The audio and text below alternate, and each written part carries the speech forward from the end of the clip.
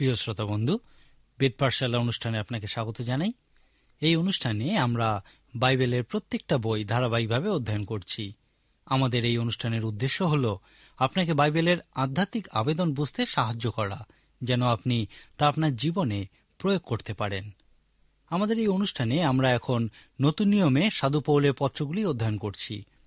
আজকে আমরা সাধু পৌলের 3টি পত্র অধ্যয়ন শুরু করব, যাদেরকে পালকীয় পত্র বলা হয়। কারণ এই পত্রগুলি সাধু পৌল সেই সমস্ত ব্যক্তিদের উদ্দেশ্যে লিখেছিলেন যাদেরকে তিনি তার স্থাপন করা মণ্ডলীগুলির দেখাশোনার ভার দিয়েছিলেন। তিমথিওকে ইফিসীয় মণ্ডলীর দায়িত্ব দেওয়া হয়েছিল। এখন আমরা সাধু পৌল তিমথিওকে যে 2টি পত্র দিয়েছিলেন এবং তিতকে একটি পত্র দিয়েছিলেন, সেই 3টি পত্র অধ্যয়ন করব। সাধু পৌলের পালকীয় পত্রগুলির ক্ষেত্রে এই 3টি পদ ভীষণ গুরুত্বপূর্ণ। লেখা আছে, আমি শীঘ্রই তোমার নিকটে উপস্থিত হইব, এমন আশা করিয়া তোমাকে এই সকল লিখিলাম। কিন্তু যদি আমার বিলম্ব হয়, তবে যেন তুমি জানিতে পারো যে ঈশ্বরের গৃহ মধ্যে কেমন আচার ব্যবহার করিতে হয়, সেই গৃহ তো জীবন্ত ঈশ্বরের মণ্ডলী, সত্যের স্তম্ভ ও দৃঢ়ভিত্তি। আর ভক্তির নিগূঢ় তত্ত্ব মহৎ, ইহা সর্বসম্মত। যিনি মাংসে প্রকাশিত হইলেন, আত্মাতে ধার্মিক প্রতিপন্ন হইলেন, দূতগণের নিকট দর্শন দিলেন, জাতিগণের মধ্যে প্রচারিত হইলেন, জগতে বিশ্বাস দ্বারা গৃহীত হইলেন, সব প্রতাপে ঊর্ধ্বে নীত হইলেন। এই পদগুলি 1 তিমথিও 3 অধ্যায়ে দেখতে পাওয়া যায় এবং এই পদগুলিকে এই পত্রটির মূল পদ বলা হয়। আমি আগেই বলেছি যে 1 ও 2 তিমথিও এবং তিত, এই 3টি পত্রকে একত্রে পালকীয় পত্র বলা হয়, কারণ সাধু পৌল এই পত্রগুলি সেই ব্যক্তিদের উদ্দেশ্যে লিখেছিলেন যাদেরকে তিনি তার স্থাপন করা বিভিন্ন মণ্ডলীর দায়িত্ব দিয়েছিলেন। এই পত্রগুলি অধ্যয়নের সময় আমরা নতুন কিছু করব। আমি আগে অনেকবার বলেছি যে এই বইগুলি কবে লেখা হয়েছিল তার ভিত্তিতে বাইবেলে পরপর রাখা হয়নি, কিন্তু বইগুলি কি ধরনের তার উপর ভিত্তি করেই এগুলিকে সাজানো হয়েছে, যেমন ব্যবস্থা পুস্তক, ইতিহাস পুস্তক, কাব্যিক পুস্তক ইত্যাদি। এতদিন আমরা বাইবেলে যেভাবে বইগুলি পরপর রাখা আছে সেইভাবেই অধ্যয়ন করছিলাম, কিন্তু এখন আমরা একটু অন্যরকমভাবে অধ্যয়ন করব। কারণ 1 তিমথিও এবং তিত, এই পত্র 2টি তিনি প্রায় একই সময় লিখেছিলেন এবং এই পত্র 2টিও প্রায় একই রকম। তারপর তিনি তার 2য় রোমীয় কারাবাসের সময় প্রচণ্ড অত্যাচারের মধ্যে এই 2 তিমথিও পত্রটি লিখেছিলেন। এই 2 তিমথিও পত্রেই সাধু পৌলের শেষ কথাগুলি দেখতে পাওয়া যায়, যা তিনি সেই নরক যন্ত্রণার মধ্যে দিয়ে বলেছিলেন। এই পত্রটিকে এই কারণেই আমরা পরে অধ্যয়ন করব। সুতরাং আমরা প্রথমে 1 তিমথিও, তারপর তিত, তারপর ফিলিমনের প্রতি সাধু পৌলের পত্র অধ্যয়ন করব এবং শেষে 2 তিমথিও পত্রটি অধ্যয়নের মধ্যে দিয়ে আমরা সাধু পৌলের পত্রগুলির অধ্যয়ন শেষ করব। এই তিমথিও ও তিত, যাদের উদ্দেশ্যে এই পালকীয় পত্রগুলি লেখা হয়েছিল, তাদেরকে সাধু পৌল কৌশলগত কারণে বিভিন্ন মণ্ডলীর পালক রূপে নিয়োগ করেছিলেন। তিমথিওকে ইফিসীয় মণ্ডলীর দায়িত্ব দেওয়া হয়েছিল এবং তিতকে কৃতি নামক একটা জায়গার মণ্ডলীর দায়িত্ব দেওয়া হয়েছিল, যেখানে মণ্ডলী স্থাপন করা এবং দেখাশোনা করা খুবই কঠিন কাজ ছিল। এই পত্র 2টি থেকে তিমথিও ও তিতের আলাদা আলাদা ব্যক্তিত্বের বিষয়ে জানতে পারি। ইহা নিশ্চিত যে তিমথিও একজন যুবক, পরোপকারী এবং দয়াপূর্ণ ব্যক্তি ছিলেন। তিমথিওর প্রতি সাধু পৌলের পত্র থেকে আপনি খুব সহজেই তিমথিওর বর্ণনা দেখতে পাবেন। সাধু পৌল তাকে দুর্বলভাবে নয়, কিন্তু সবলভাবে, সাহসের সঙ্গে খ্রিস্টের কথা প্রচার করতে বলেছিলেন। সাধু পৌল তাকে তার পেটের অসুস্থতায় এবং দুর্বল স্বাস্থ্যের কারণে অল্প দ্রাক্ষরস গ্রহণ করতে বলেছিলেন। এখান থেকেই বোঝা যায় যে তিমথিও একজন দুর্বল স্বাস্থ্যের অধিকারী ছিলেন। তিমথিও একজন প্রেমে পূর্ণ মানুষ ছিলেন এবং অন্যের প্রতি তার এই প্রেমের কারণেই সাধু পৌল তাকে প্রতীক রূপে তুলে ধরেছিলেন। এই ধরনের পালকেরা মণ্ডলীর দেখাশোনার ক্ষেত্রে প্রায়শই মহান শারীরিক মূল্য দিয়ে থাকেন, কিন্তু তবুও এই মতো মানুষেরাই খ্রিস্টের মণ্ডলীর সবথেকে কার্যকরী ও ফলোৎপাদক পালকে পরিণত হন। ফিলিপিও 2 অধ্যায়ে সাধু পৌল আমাদের খ্রিস্টেতে জীবনযাপনের পদ্ধতির বিষয়ে বলেছেন। খ্রিস্টেতে জীবনযাপনের দর্শন ও ইচ্ছার বিষয়ে বলার পর সাধু পৌল খ্রিস্টেতে জীবনযাপনের পদ্ধতির বিষয়ে কয়েকজন মানুষের জীবন তুলে ধরেছেন। এক্ষেত্রে তিমথিয়ের উদাহরণ দিয়ে সাধু পৌল বলেছিলেন, তিমথিওকে শীঘ্রই তোমাদের কাছে পাঠাবো, কারণ আমার কাছে এমন সমপ্রাণ কেহই নাই যে প্রকৃত রূপে তোমাদের বিষয়ে চিন্তা করিবে। সাধু পৌলের পত্রে তিমথিওকে এইরকমই প্রেমে পূর্ণ পরোপকারী রূপে দেখতে পাই। তিমথিও একটু ভীরুও ছিলেন, সেই জন্য সাধু পৌল তাকে সাহস করতে বলেছিলেন। একজন বিখ্যাত প্রচারকও প্রথম জীবনে এইরকম ভীরু ছিলেন এবং তিনি এতটাই লজ্জা পেতেন যে লোকে ভাবত তার কোনো মনোবিদকে দেখানো উচিত। তিনি ততদিন পর্যন্ত এই রকম ছিলেন যতদিন না তার একটি আত্মিক অভিজ্ঞতা হয়। তিনি ভেবেছিলেন যে তিনি হীনমন্যতায় ভুগছেন।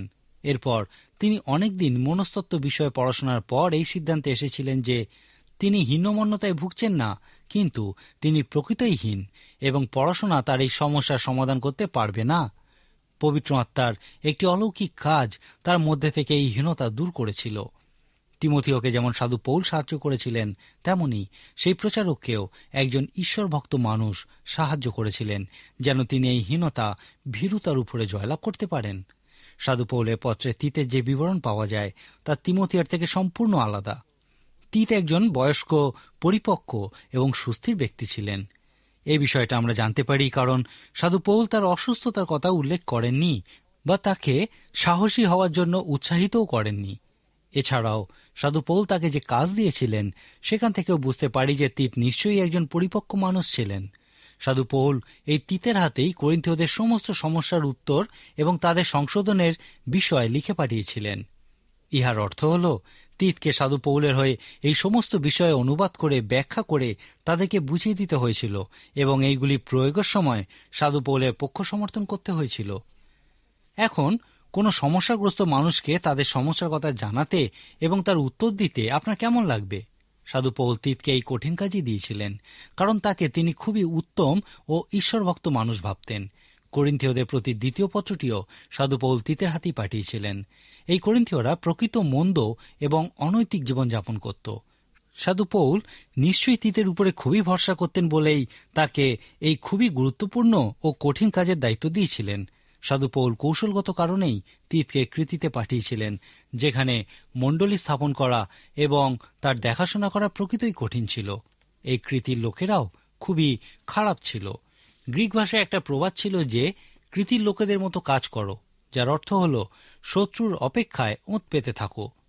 কৃতির লোকেদের মতো জীবনযাপন করার অর্থ হল বন্যপ্রাণীর মতো জীবনযাপন করো, মিথ্যাবাদী, অলস রূপে এবং শুধুমাত্র নিজের পেটের জন্য জীবনযাপন করো। এই লোকেরা খুবই শত্রুভাবাপন্ন, ভয়ঙ্কর ও কঠিন মানুষ ছিল। তিতের মতো মানুষকে এই রকম জায়গায় পালকরূপে পাঠানোর মধ্যে দিয়ে আমরা বলতে পারি তিত তিমথিয়ের থেকে অনেক বেশি শক্ত সবল, বয়স্ক ও পরিপক্ক মানুষ ছিলেন। সম্ভবত তিনি এই কঠিন পরিস্থিতি সামলানোর জন্য একমাত্র যোগ্য ব্যক্তি ছিলেন। সাধু পৌল ও তিমথিয়ের মধ্যে একটা প্রগাঢ় ব্যক্তিগত সম্পর্ক ছিল। সেবা কাজের প্রসঙ্গেই তাদের মধ্যে পিতা পুত্রের সম্পর্ক ছিল। মণ্ডলীর 2000 বছরের ইতিহাসে সাধু পৌল ও তিমথিয়ের সম্পর্ক যে কোনো প্রধান ও সহকারী পালকের সম্পর্কের ক্ষেত্রে প্রতীকস্বরূপ হয়ে আছে। বয়স্ক ও নবীন বিশ্বাসী, সে পুরুষ বা স্ত্রী, উভয়ের ক্ষেত্রেই সাধু পৌল ও তিমথিয়ের সম্পর্ক প্রকৃতই প্রতীকস্বরূপ।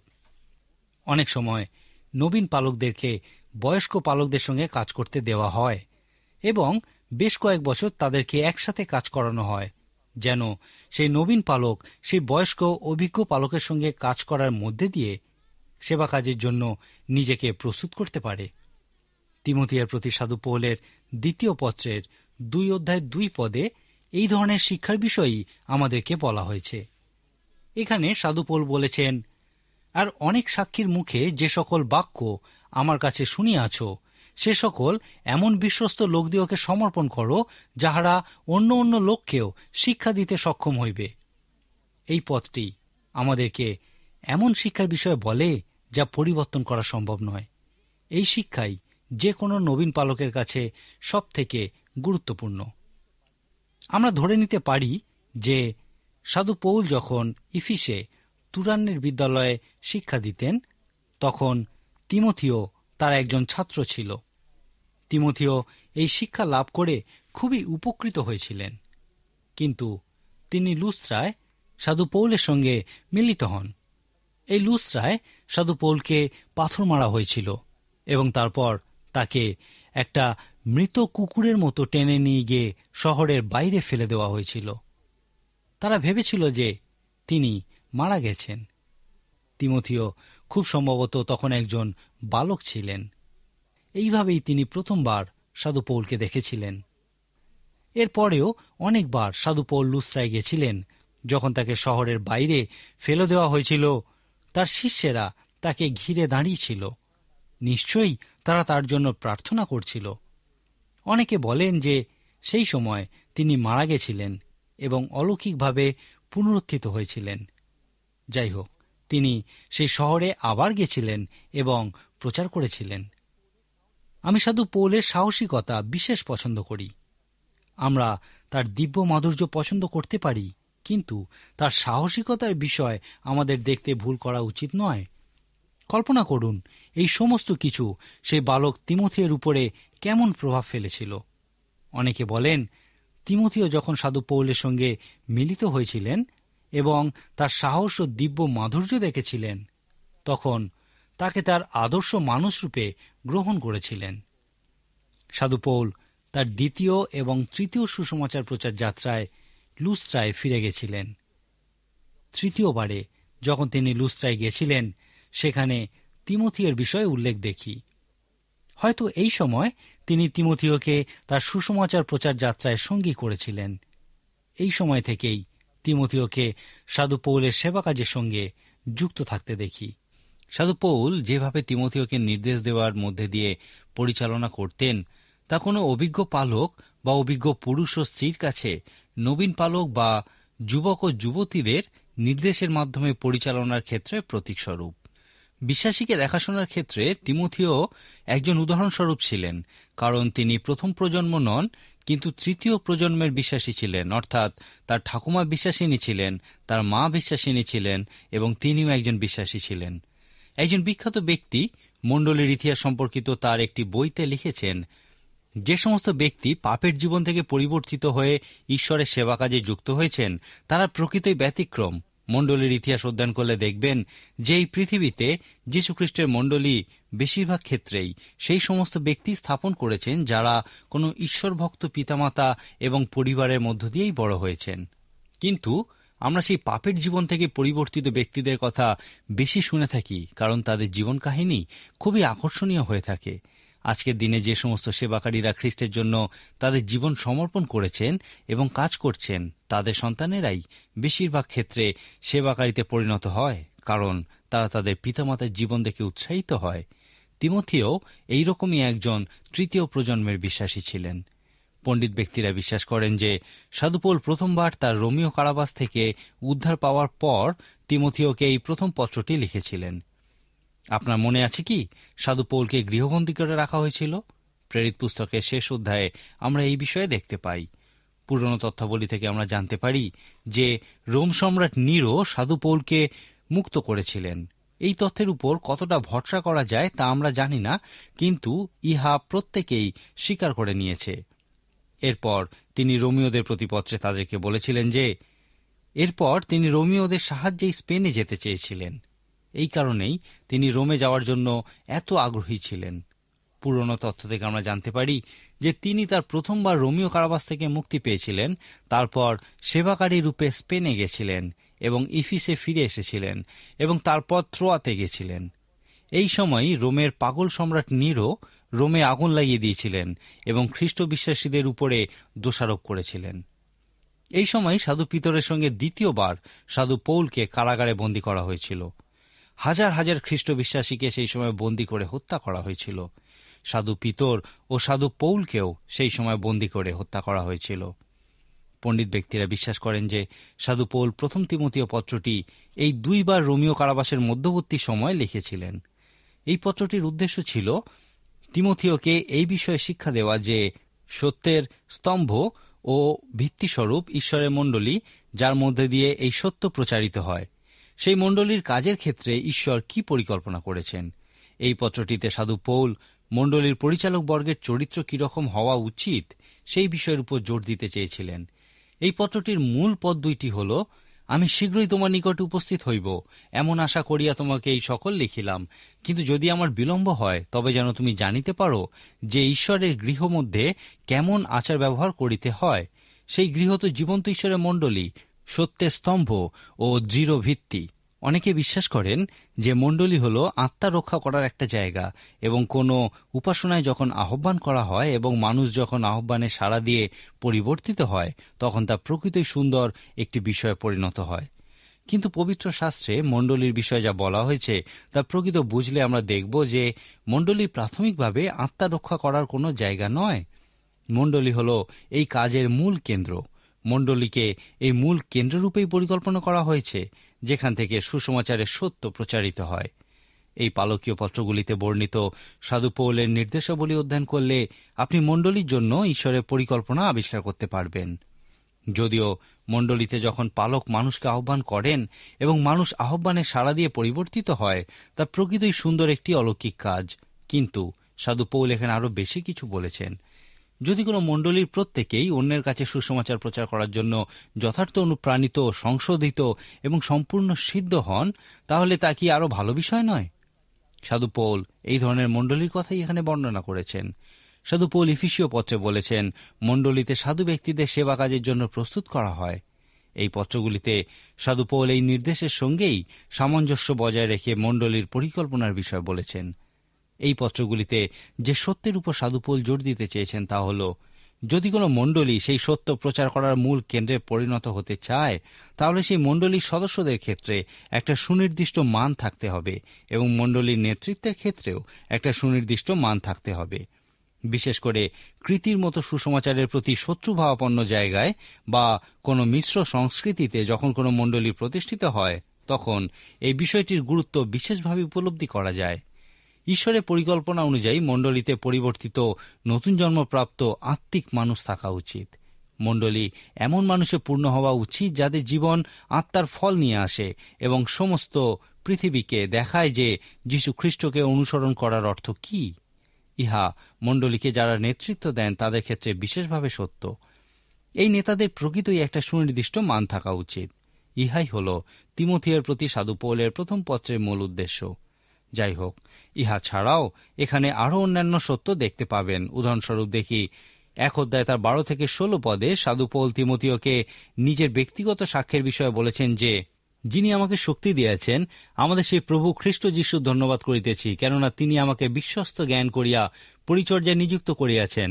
যদিও পূর্বে আমি ধর্মনিন্দক, তাড়নাকারী ও অপমানকারী ছিলাম, কিন্তু দয়া পাইয়াছি, কেননা না বুঝিয়া অবিশ্বাসের বশে সেই সকল কর্ম করিতাম। আর আমাদের প্রভুর অনুগ্রহ খ্রিস্ট যীশু সম্বন্ধীয় বিশ্বাস ও প্রেম সহকারে অতি প্রচুর রূপে উপচিয়া পড়িয়াছে।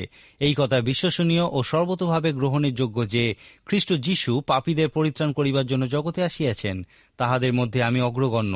কিন্তু এই জন্য দয়া পাইয়াছি, যেন যীশুখ্রিস্ট এই অগ্রগণ্য আমাতে সম্পূর্ণ দীর্ঘসহিষ্ণুতা প্রদর্শন করেন, যাহাতে আমি তাহাদের আদর্শ হইতে পারি, যাহারা অনন্ত জীবনের নিমিত্ত তাহাতে বিশ্বাস করিবে। এই ছোট্ট অংশটি আমাদেরকে সেই বিষয়ে দেখায় যে বিষয়টি আমাদের এই পালকীয় পত্র অন্বেষণ করা উচিত। এইগুলিকে সাধু পৌলের বিশ্বাসের স্বীকারোক্তি বলা হয়। সাধু পৌল এই পত্রগুলিতে বলেছেন, ইহাই হল বিশ্বাসের স্বীকারোক্তি এবং গ্রহণ করার জন্য ইহা হল প্রকৃতই মূল্যবান। এখানে তিনি বলতে চেয়েছেন যে, তিমথিও, আমি কিছু বলার জন্য প্রস্তুত, তুমি মনোযোগ দিয়ে তা শোনো। আমি খুবই গুরুত্বপূর্ণ বিষয় বলতে চাই। বিশ্বাসের স্বীকারোক্তি রূপে সাধু পৌল তিমথিওকে প্রথমেই বলেছেন, যীশুখ্রিস্ট পাপীদের পরিত্রাণ করিবার জন্য জগতে আসিয়াছেন, তাহাদের মধ্যে আমি অগ্রগণ্য। এখানে সাধু পৌলের কথার মধ্যে দিয়ে ঈশ্বর পাপীদেরকে একটা উদাহরণ দিতে চান। অনেক সময় মানুষ মনে করে যে তারা এতই পাপী যে তারা পরিত্রাণ পেতে পারে না। আপনি কি কখনো এই মতো মানুষের দেখা পেয়েছেন যারা মনে করেন যীশুখ্রিস্টের রক্ত তাদের পাপমোচনে ব্যবহার করা যাবে না? অনেকেই মনে করেন যে তারা এতটাই জঘন্য পাপী যে ঈশ্বর তাদের পাপের ক্ষমা কোনোদিনই করবেন না। সাধু পৌলের স্বীকারোক্তি আক্ষরিকভাবেই দেখুন। তিনি বলতে চেয়েছেন যে যীশুখ্রিস্ট যখন আমাকে রক্ষা করেছিলেন, তিনি একজন জঘন্যতম পাপীকেই রক্ষা করেছিলেন, কারণ আমি যীশুখ্রিস্টের অনুসরণকারীদের হত্যা করতাম। আমি সমস্ত দিকে ঘুরে বেড়াতাম যেন বিশ্বাসীদের অত্যাচার ও হত্যা করার জন্য বন্দী করতে পারি, কিন্তু তবুও যীশুখ্রিস্ট আমাকে রক্ষা করেছেন। সাধু পৌল বলেছেন, ঈশ্বর আমার মতো জঘন্য পাপীকে রক্ষা করেছেন যেন এই মতো জঘন্য পাপীদের আমি বলতে পারি, ঈশ্বর যখন আমাকে রক্ষা করেছিলেন তার আগেই জগতের সমস্ত জঘন্যতম পাপীদেরকেও তিনি রক্ষা করেছিলেন। তিনি অবশ্যই তোমাকেও রক্ষা করবেন। আমার বিশ্বাস সাধু পৌল এই কথাগুলিকে সম্পূর্ণ সত্য জেনেই সম্পূর্ণ দৃঢ়তার সঙ্গেই ইহা প্রচার করেছিলেন। এই কথা বিশ্বাস করা আমাদের কাছে খুবই স্বাস্থ্যকর যে ঈশ্বর যখন আমাদের রক্ষা করেন তখন অবশ্যই তিনি অন্যান্য পাপীদেরও রক্ষা করবেন। নিজের বিষয়ে বা অন্যের বিষয়ে নিচু মানসিকতাকে নম্রতা বলা যায় না, হীনমন্যতাকে নম্রতা বলা যায় না।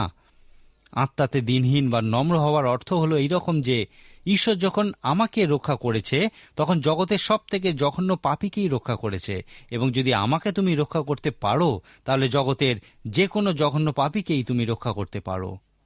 এই পত্রটি অধ্যয়নের সময় আরেকটি যে বিষয় আপনি দেখতে পাবেন তা হল প্রার্থনার অগ্রাধিকার।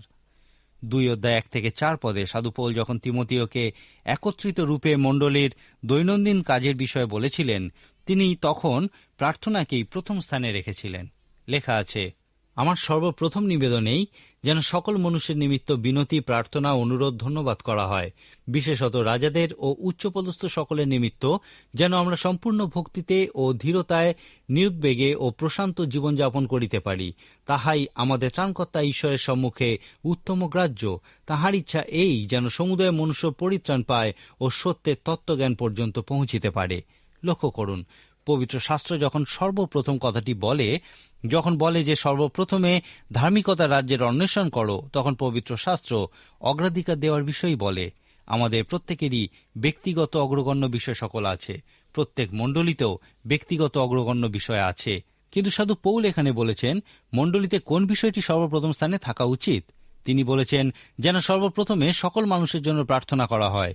তিনি আরও বলেছেন যে এই প্রার্থনাই প্রথম কেন। তিনি বলেছেন ঈশ্বর চান যেন সমুদায় মনুষ্য পরিত্রাণ পায় ও সত্যের তত্ত্বজ্ঞান পর্যন্ত পৌঁছিতে পারে। সেই জন্যেই সর্বপ্রথমে প্রত্যেক মানুষের জন্য প্রার্থনা করা হয়। কোনো একজন পালক তার অভিজ্ঞতা থেকে বলেছেন, বিভিন্ন সভাসমূহের মধ্যে প্রার্থনা সভাতেই মানুষ সব থেকে কম সংখ্যায় উপস্থিত থাকেন। যদি প্রার্থনা করার সাথে সাথে খাওয়া দাওয়া বা আরও অন্যান্য কোনো অনুষ্ঠান থাকে তাহলে মানুষ আসেন, নয়তো শুধুমাত্র প্রার্থনা করার জন্য মানুষ কোনোভাবেই আসতে চান না, একত্রিত হন না। একজন পালক এই বিষয়ে খুবই উত্তেজিত হয়ে মাঝে মাঝে তার মণ্ডলীর সদস্যদের বলেছিলেন যে, আপনারা আমার সঙ্গে মাত্র 1 ঘণ্টাও প্রার্থনায় সময় কাটাতে পারেন না? যীশু খ্রিস্টও ইহা বলেছিলেন। তারপর হয়তো সে মণ্ডলীর 2-1টি পরিবার নিজেদেরকে অপরাধী মনে করেছিল এবং প্রার্থনায় যোগ দিয়েছিল। সাধারণত মানুষ শুধুমাত্র প্রার্থনা করার জন্য সময় দিতে চায় না। তবুও সাধু পৌল তিমথিওকে বলেছিলেন, তিমথিও, সর্বপ্রথম বিষয় হল প্রার্থনা করো। কোন মণ্ডলীর ইহাই প্রধান বিষয় হওয়া উচিত। ইহা একটি বিশেষ ধরনের প্রার্থনা, সকল মানুষের জন্য প্রার্থনা, কারণ ঈশ্বর প্রত্যেক মানুষকে রক্ষা করতে চান। মণ্ডলী হল সেই মূল কেন্দ্র যেখান থেকে সুসমাচার প্রচার করা হয়। এই সুসমাচার অবশ্যই প্রার্থনার সঙ্গেই প্রচার করা উচিত, কারণ একমাত্র পবিত্র আত্মাই মানুষকে পরিবর্তিত করতে পারে এবং শিষ্য প্রস্তুত করতে পারে। তিমথিওর প্রতি সাধু পৌলের প্রথম পালকীয় পত্রে সাধু পৌল ইহাই বলতে চেয়েছেন। মণ্ডলীতে অগ্রগণ্য বিষয়টি ঠিক কি হওয়া উচিত সেই বিষয়ে সাধু পৌল তিমথিওকে ইহাই বলেছিলেন যে, আমার সর্বপ্রথম নিবেদন এই যেন সকল মনুষ্যের নিমিত্ত প্রার্থনা করা হয়, কারণ ঈশ্বরের ইচ্ছা এই যেন সমুদয় মনুষ্য পরিত্রাণ পায় ও সত্যের তত্ত্বজ্ঞান পর্যন্ত পৌঁছিতে পারে। এখন আমি আপনাকে এই বিষয়ে প্রার্থনা করতে বলবো যেন এই অনুষ্ঠানের মধ্যে দিয়ে অনেক মানুষ ঈশ্বরকে জানতে পারেন। আজকের মতো তাহলে এখানেই শেষ করি। ঈশ্বর আপনার মঙ্গল করুন।